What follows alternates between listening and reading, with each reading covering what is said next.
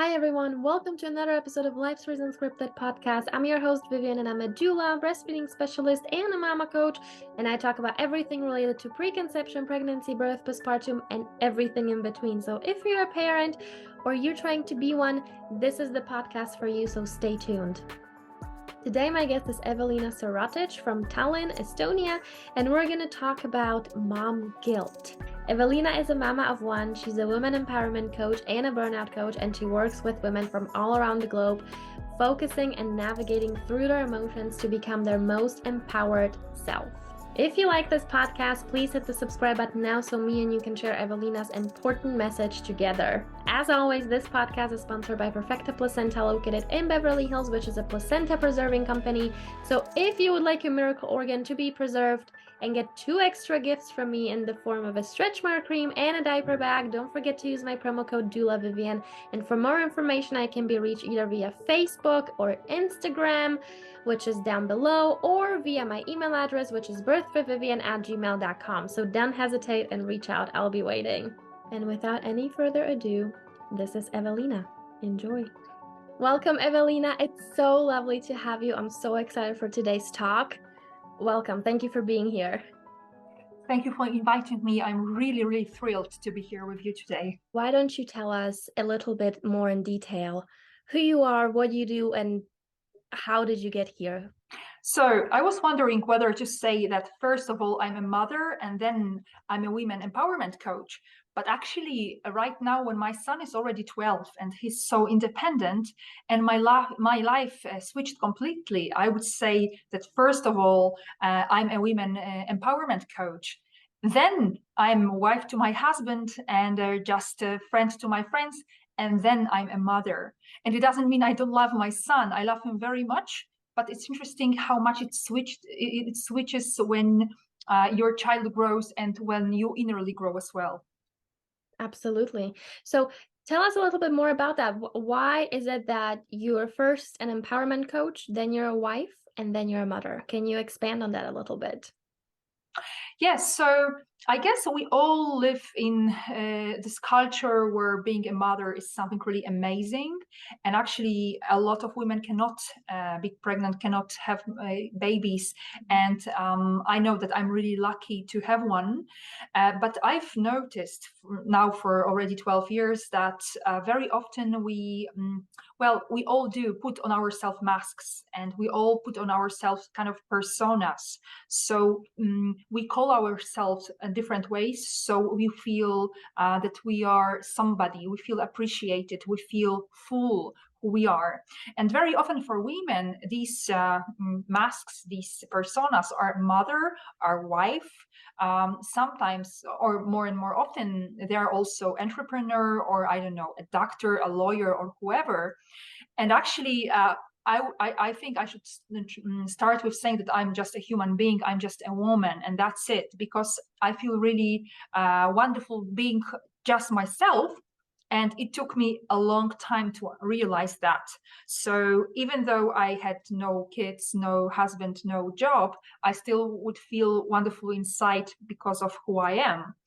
And when your baby's small, when your child is in kindergarten or even at the beginning of primary school, it still needs you a lot.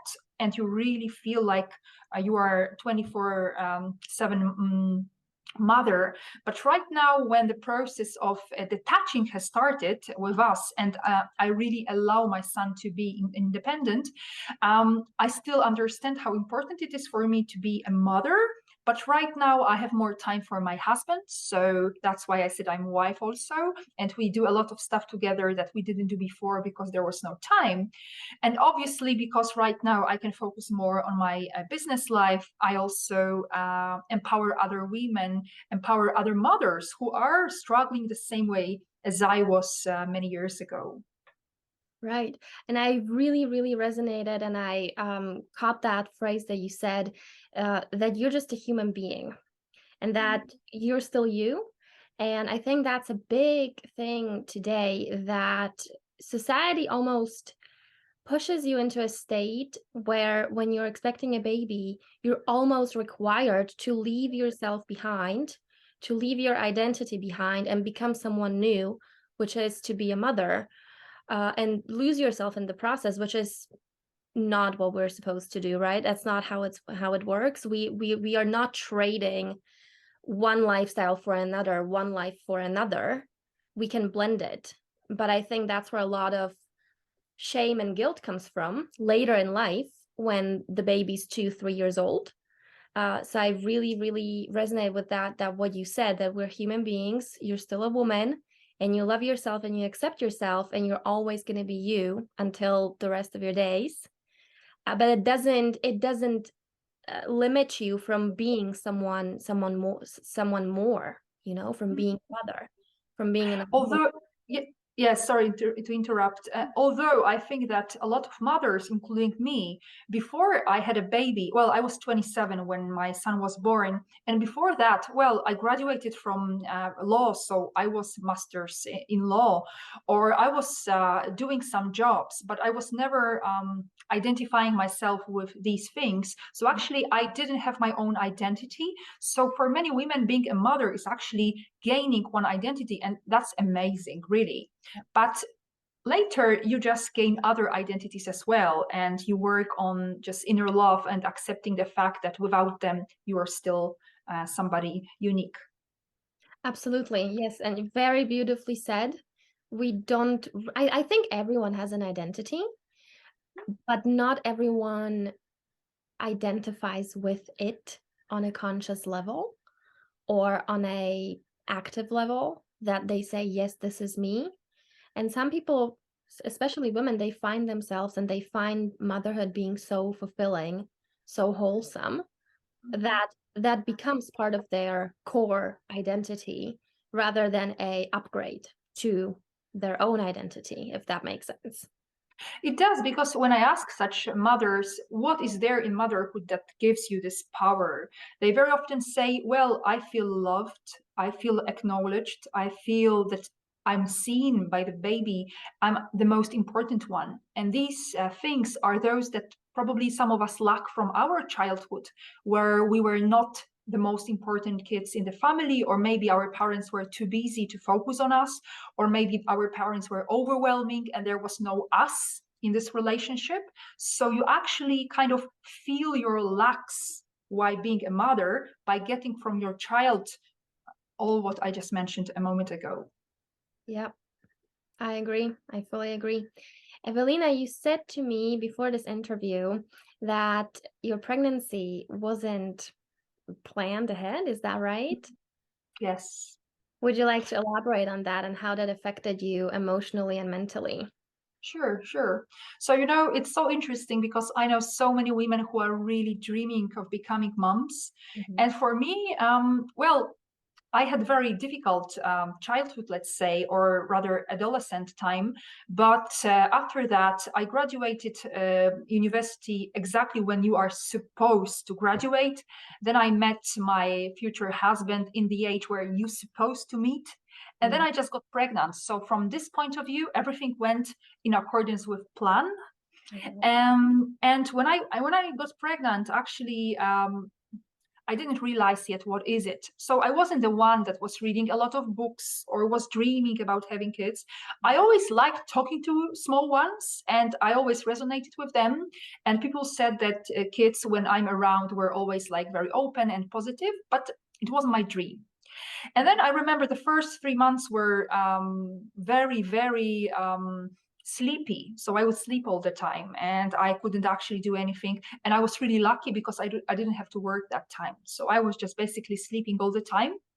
And the second trimester was interesting because I just realized when I was preparing to our conversation that I had like a dog's nose. So I could scent any possible scent, I couldn't even approach my living room couch because it was leather and I just couldn't stand the smell of this leather couch. So it was very interesting experience for me. And now I understand how dogs really try to manage in our world full of different scents.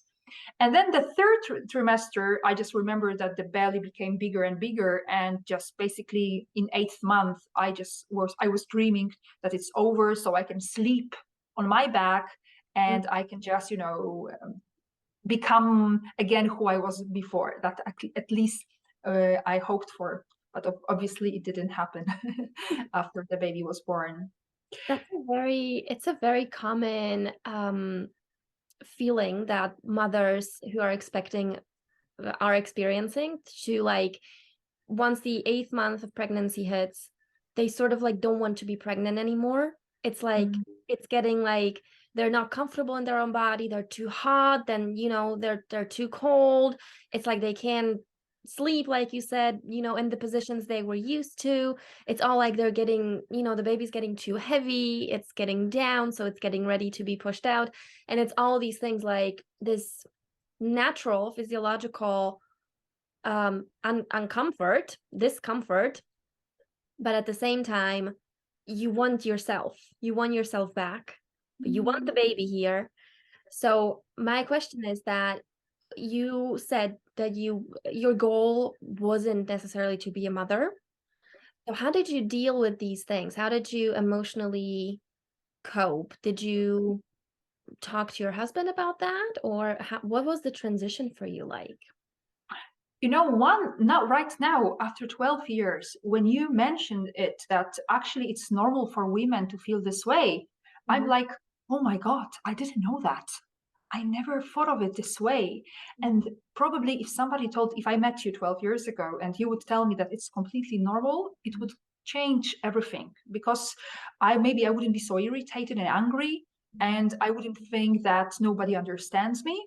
I mean, like from today's perspective, I mean, all women or majority of women give birth, so it's normal that we feel this way, but nobody talks about it. So it would definitely help, not only while being pregnant, but also after, when my baby was born, to understand that I'm in majority or not in minority. It would help to feel different, but that time nobody told me that. And obviously what helped a lot was very, very understanding husband, who was there for me all the time and who would accept my, outbursts of anger, or, just overflow of crying or whatever. So he was there for me, and that's very important to have. If you don't have your partner or your husband, it's important that you have at least your friend or your sister or somebody next to you who can be there for you, or even a coach or a doula. Yes, so somebody who's really there for you. Absolutely. And yeah, you said it just right. You need at least one person. You were not designed to do it on your own. There's a reason why men are present when, a baby's being made, because we're not supposed to do it all by ourselves. We're not supposed to birth on our own, raise on our own, provide for our own.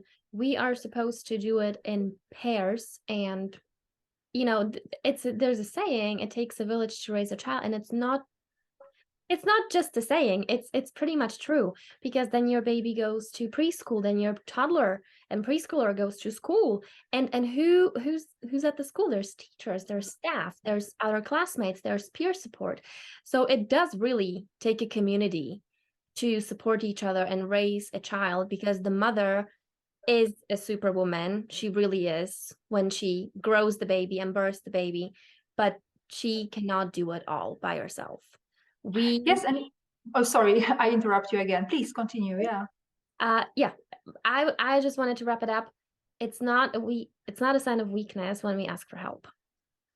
It makes completely sense for me, but it's so interesting, and probably you have similar experience as doula, where that I have as a coach. That a lot of women that come to me, for example, their babies are half a year old, or 1 year, or 3 years old, and when we talk, it is the first time since the baby was born when she shares with somebody how she feels. And it's really like amazing for me that these women are alone during all this time, and they are kind of afraid to go out, or they think that nobody will actually have time to hear them, or maybe that they don't want to be overwhelming for others. But you need another human being. You are a human, and that's what differs us from animal world. Yes, that we need another person to be there next to us. Exactly. Yes. And yeah, you're absolutely right. And then the guilt comes in and the shame comes in. Oh, I don't want to bother them with my silly emotions, with my silly questions. And, Mm. it can go as far as being so isolated that you think that you're the only one that it's happening to, when there's probably another billion of women around you that who are experiencing the same thing. But that thing, a doula or a coach or a support group, these systems are here to connect you, to make you feel a part of the world. And that's why postpartum is a thing, because postpartum is a new you. It never really ends. You're always postpartum. It's a new lifestyle, and it takes time to reintegrate into society during this period, because you have another human being that you just birthed that needs your attention, needs your care, needs your love and warmth and nutrition. Mm. And one day they'll be self-sufficient, they'll be independent, they'll be happy on their own. But for now, they need us, and we need someone to nurture us. We can't just give and give and give. We can't pour from an empty cup. And that's how burnout happens. That's how this immense guilt happens. But when we think about it, I always say that guilt comes from within. No one can make us feel anything. Not happy, not sad, not guilty, not ashamed. It's all from within us. So if we allow something or someone to affect our emotions, we should consciously think about that and work with that. Why am I feeling this way? And is this okay? And every feeling is completely 100% of the time valid. It's important, and it should never be discredited. Like, oh, like, just get over it. That's, everyone feels like that. Like, I felt like that a week ago and it's fine. Let's not compare. Everyone is different. Everyone is unique. And we should attend to our feelings in the same way. So I agree. And I just wanted to bring this up because I think it's very important. Yes, it completely makes sense. And in my case, it seemed that I was really in accordance with my intuition. I was listening to it because since my son was 3 months old, first, what I would do is I would find a group of mamas that would meet once or twice a week at other mom's house. Mm-hmm. And I would just go there with him, just, take him like that, and would go there to drink this coffee with other moms or tea or whatever, and just to chat for, I don't know, 2 or 3 hours. And it was such empowering thing for me. And then when my child was 7 or 8 months or 1 year old, because he was already, no, it doesn't matter really. I have found a group in our local library, and they were offering meetings for moms and babies twice a week in the afternoons. So I would go there and I would meet with ladies who were working in library. And also, my husband was working at that time in a very small company, which was very cozy. And they were located in a very cozy cottage, let's say. Mm-hmm. And there was one lady who was, cleaning the cottage, who was serving tea and coffee to CEO, and she was like a mistress of the house. So I would go there like twice or three times per week with my son, and I would just sit there in the kitchen, because there was a kitchen, with her, and different people would come, including my husband, just to take coffee or whatever, and I would just feel the atmosphere of the place. So I was trying to be as much out with my son as possible, but at the same time I was very mindful of his needs. Yes, so I want to really stress that if he would be ill, or if he would feel sick, or if he would like just to fall asleep, I would completely listen to his needs at first place. But you can listen to your baby's needs and you can follow his rhythm, but at the same time you can do something good for yourself. And in my case, it really worked well. Absolutely. I love how you said it, that at the same time you can listen to your baby's needs, but you can also listen to your own. And do two things at the same time, and that are beneficial to your relationship, because it is a relationship that you have. But Ewelina, I have a question. When you are a burnout coach, so you focus on burnout. So, and we talked prior to this interview that there's a big thing with mom guilt, like leaving your baby behind for a day or two when you need it, when you just need to turn everything off, unplug, and just do whatever you want to do some self-care. So how did you navigate through this period when you were feeling that you need some time on your own? And did you have a time where you were feeling like this? Yes, so I just wanted to say that right now, when I talk about my motherhood, it seems that everything was so perfect, but obviously it wasn't this way. And I was really lucky, and still am very lucky, because my husband is like very, very, he's a second mother, I would say, like if I want to describe him. So he knows exactly what are the needs of our son.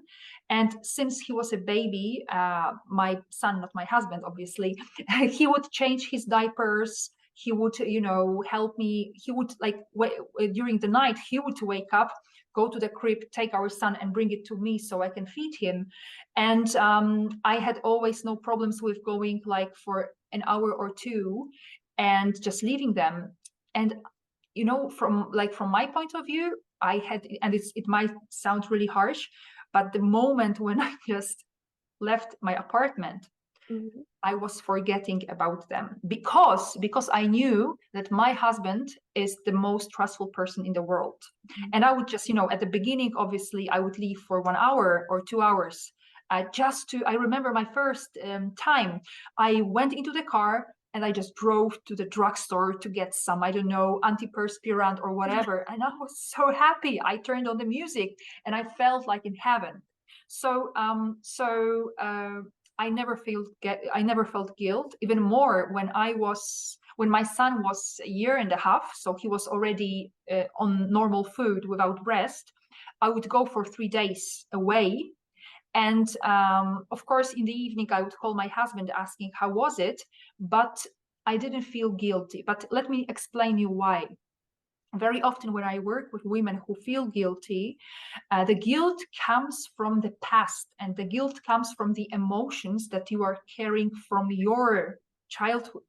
So, for example, when I ask mother, why do you feel guilty when you go out with your friends for I don't know, coffee, tea, wine, whatever, she says, I'm afraid that my baby will feel exactly the same way as I felt when my parents were leaving. Yes. So I'm asking, what do you mean by your parents leaving? And she said, well, actually, when I was in primary school, my parents would work so hard that I would come back from school and I would stay alone at home for 4 or 5 hours. And it was so unpleasant, experience. I hated it. So I don't want my child to feel the same way.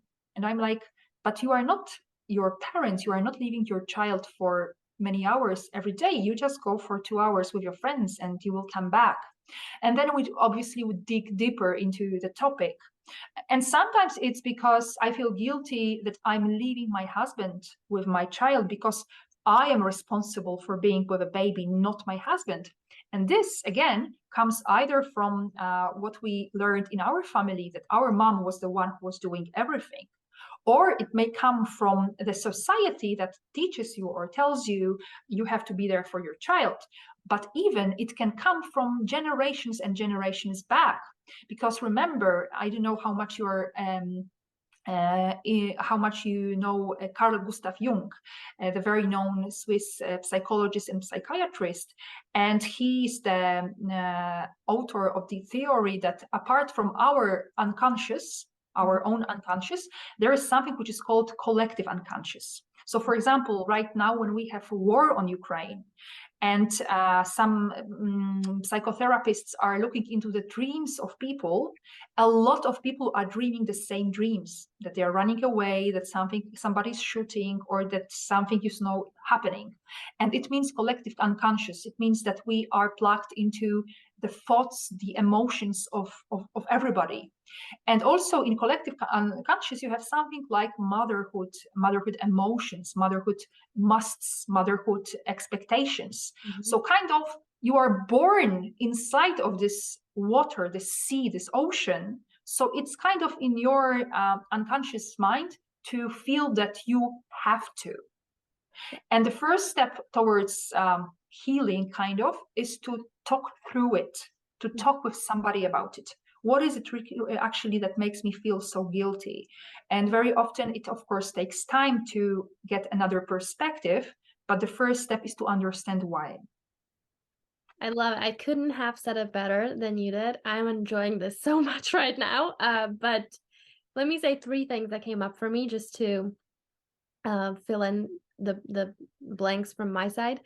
So what you said about the guilt comes from the past, I agree, because this taps on a lot on attachment, which essentially the bond that you have with your parents, you carry that over to your next generation and you project it, because when we're young, we don't necessarily listen all the time, but we always watch and we always observe, and we do that unconsciously, consciously, we do that, and we bring that into our later life when we have our own children, and we subconsciously or unconsciously do the same thing. Sometimes we catch ourselves, sometimes we want to parent differently, and I think that awareness is really, really the preparation, the prerequisite towards healing, because we need to be aware, we need to realize there is a pattern, whether it's a good or a bad one, there is a pattern going on that I want to make better, I want to get rid of it, or I want to minimize it, or I want to change it. It doesn't matter what you want to do with it. It's important to realize that there is a pattern that you want to do something with. And I think this is what you tapped on is very, very interesting. And which brings us again to, you're not really abandoning your child. You're not. You are giving yourself time so you can be the best mother ever to your baby, so you can give your best. And, it's not just your responsibility. You conceive that child with another human being, and that human being is just as responsible for the child as you are. The only difference is that you grew it, so you feel instinctively like a mother, that you have more responsibility, that you carry more of the burden, which is, I think that's absolutely fine and normal.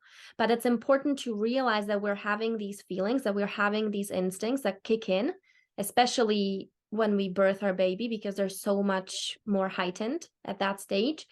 To realize, calm down, take a deep breath. It's not just me that is responsible, it's also my partner. Or, if you don't have a partner, it can be your mom or your dad or your sister or someone.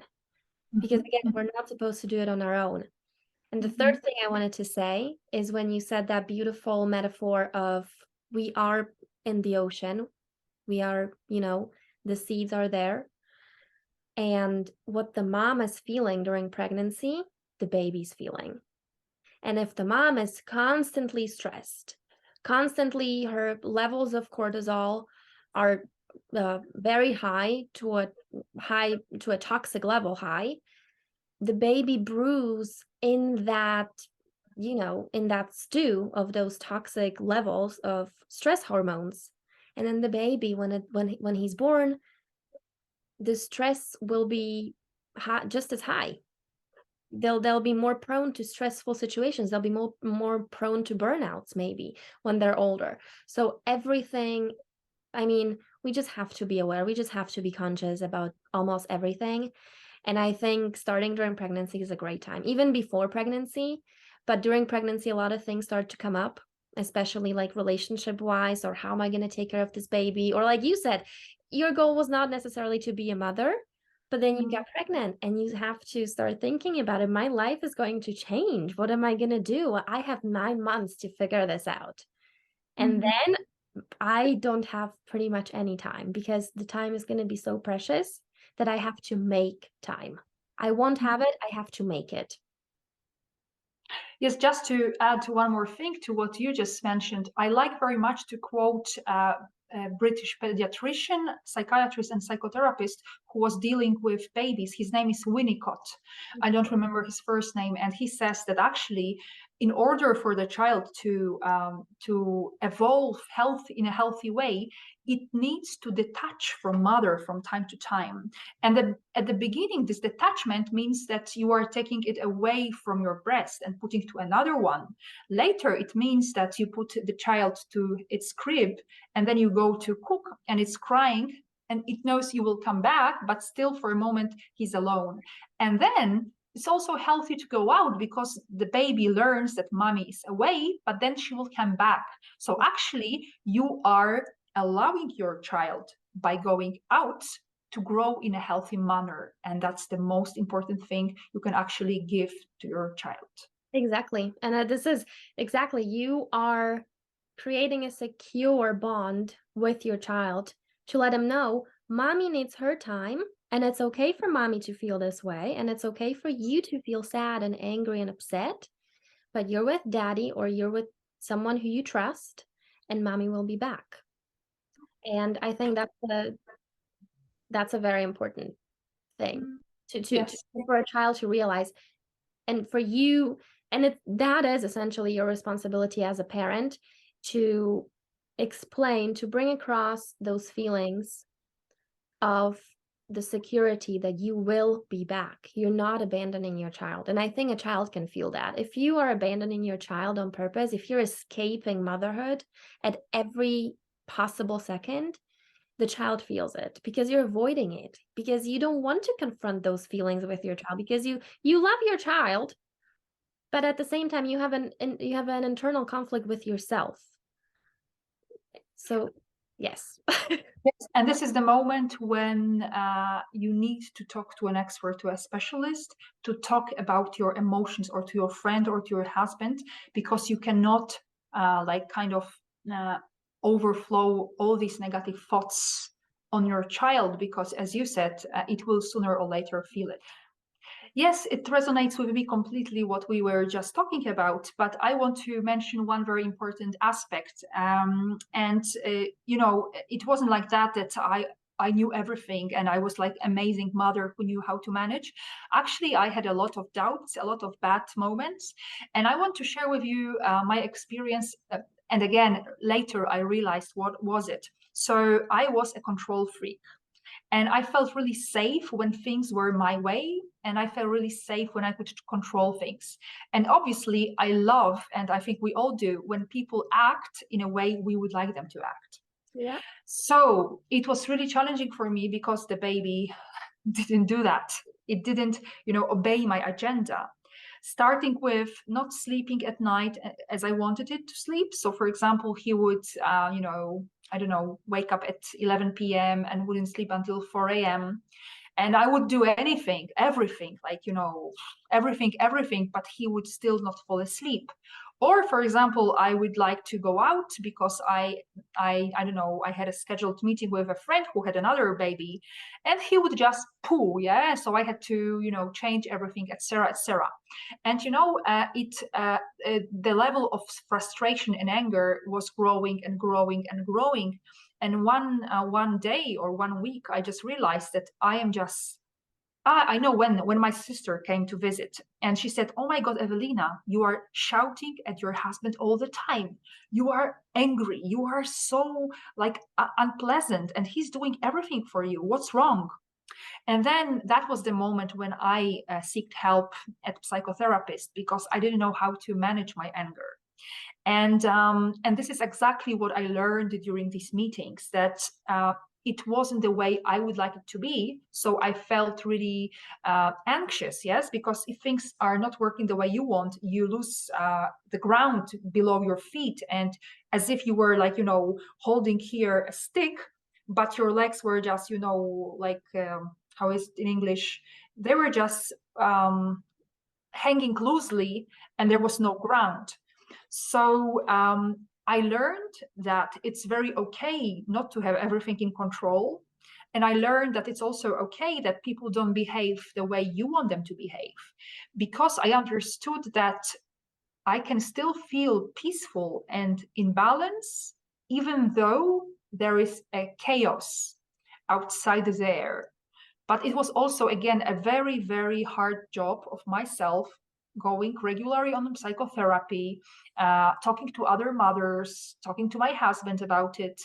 And, it helped me also later in my future life, in my business, in relationships with everybody, including my husband, yes, because very often as women, we want our partners to behave exactly the way we would like them to behave.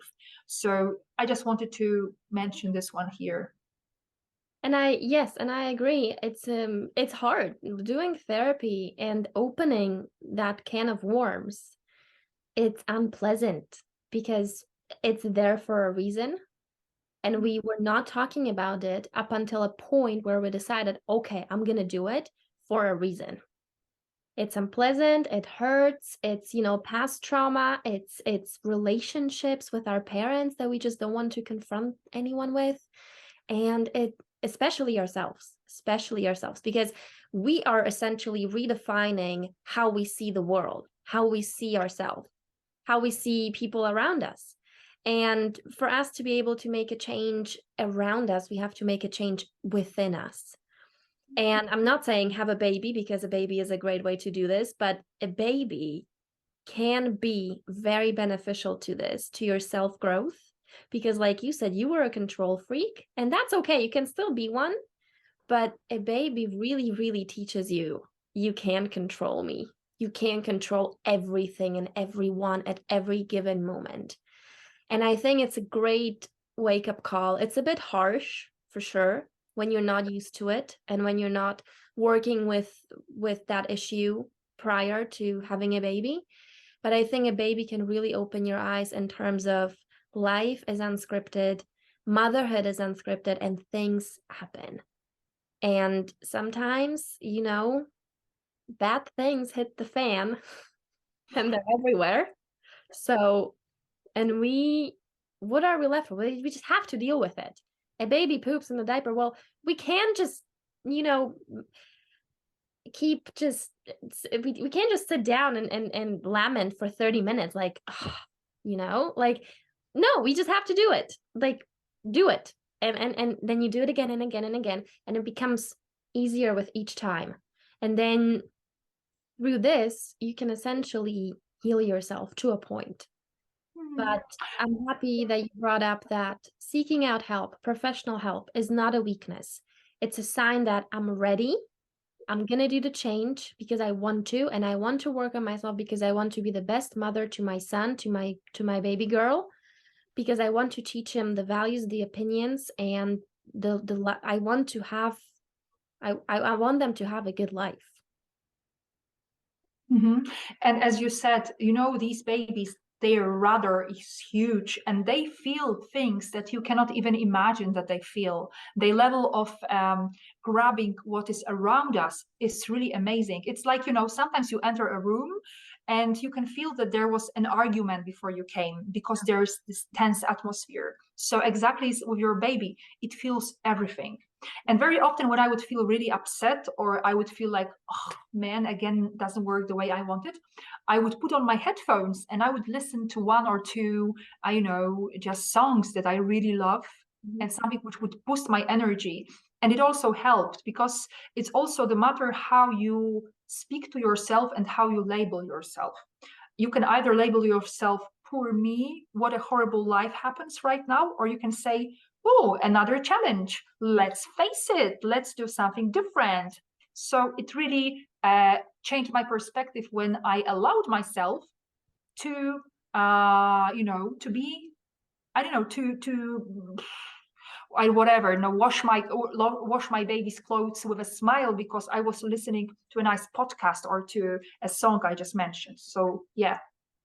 I love it. You always have a choice, obviously. You can always be either the victim or you can be the victor, aka creator. And you decided to create. What can I do in the situation to benefit me? What can I do? What can I learn to be smarter next time, to be better prepared next time? Because you have to do the dishes. You have to. But what can you do to make it more pleasant for you? You can be miserable doing it or you can be happy doing it. And it's It's your choice which one you choose. And I get it, we can't be happy all the time. But to remain in this negative and low vibration mode all the time is also not good, because then we create that atmosphere around us, and babies, like you said, they can't talk, they can't walk, they're not sufficient, so they literally rely on us and on the pheromones and the emotions. And when we are happy, we release pheromones just as much as we're angry. So you're right, when someone walks into the room, you can sense tension, or you can sense easy, like easiness, Yes. you can sense that, absolutely. And every single person emits these energies, and the baby just picks it up just like a sponge. So it's very important to also be aware and conscious of how we feel, because essentially we are showing our baby, this is how you can feel, and this is how it is in our household. Yes, yes. And there's just last one thing I really want to mention, and this is communication, communicating your needs. So when I learned to speak out my needs, kind of talking to my husband, listen, I'm so angry, I'm so tired, I'm like overwhelmed. Can you please take our son? I have to leave for half an hour just to take a walk. It will be a game changer, because he wanted to do what I wanted, what I told him to, but before he didn't know what I want, because he cannot read from my face. Yes, people cannot read from your face. People don't read your thoughts. They cannot figure out what are your needs. You need to express them. And it's very important to learn, what actually do I need? Because I see very often when I work with women that when I ask them, so what is that you actually need? They say, I don't know. I don't know. So this is really a challenge to figure out, who am I? What are my needs? What are my boundaries? And then start communicating them to the outside world, and you will become a better mama, because your needs will be met. Yes, communication is really, really, really the key, I would say. And just realizing I don't know what I need means you're not listening enough to yourself. You're not communicating enough if your answer is I don't know. And it's okay, you don't know right now, but let's work on it, and let's bring it to I know what I need. This is what I need, and I need your help. Because again, like you said, we can read each other's thoughts. And there is a term for that in psychology that I forgot right now. But it's something like dissociative cognition. When we as humans, we assume that people can read our thoughts. They can't. Yes. And this is also important to realize. We need to vocalize what we need. So thank you for saying this as the last thing, because this is, I think, the most important thing to take away maybe from this episode, from this conversation. So thank you so much, Ewelina. If there is anything else, if there is something you would, tell moms to do right now, right here, what helped you in really tough situations, you can share if you have something, but if not, we can just move forward. I can just add one more thing, that the world is not, the reality is not the one that you imagine it is. So I've noticed myself very often creating subjective reality. And for example, I would look, let's say I have a pimple on my nose, yes?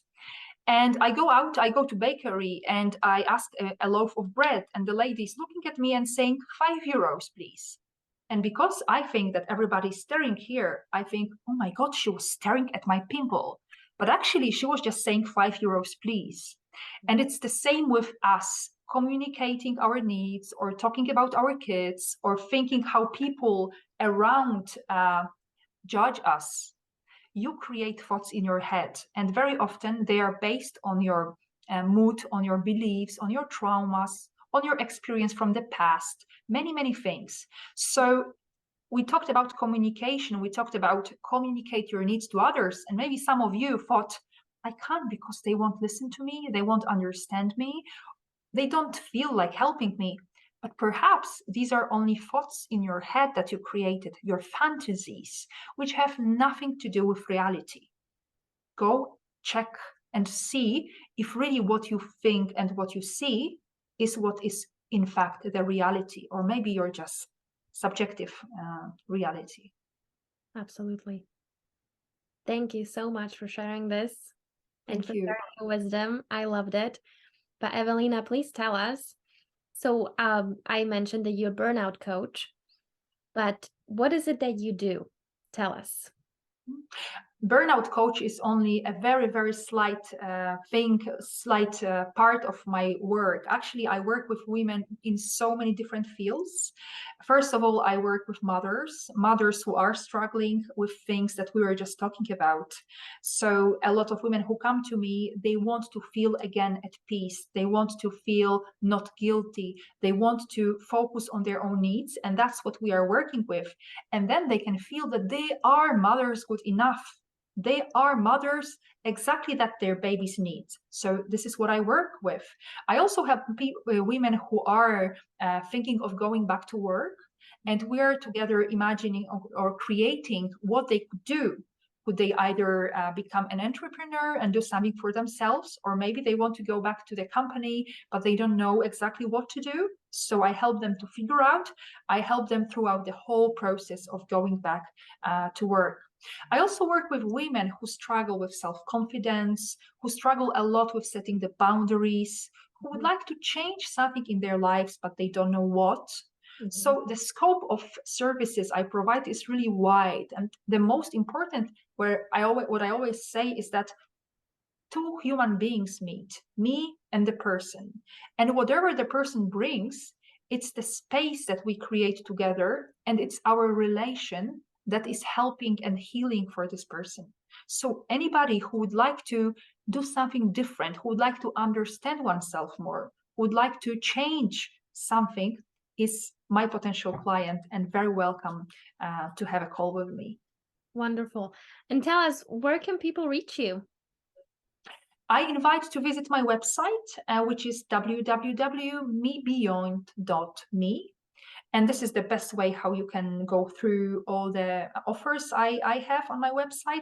And over there, you can just book 30-minute call, discovery call, where we can work, meet and figure out what could be done together. How could we work together?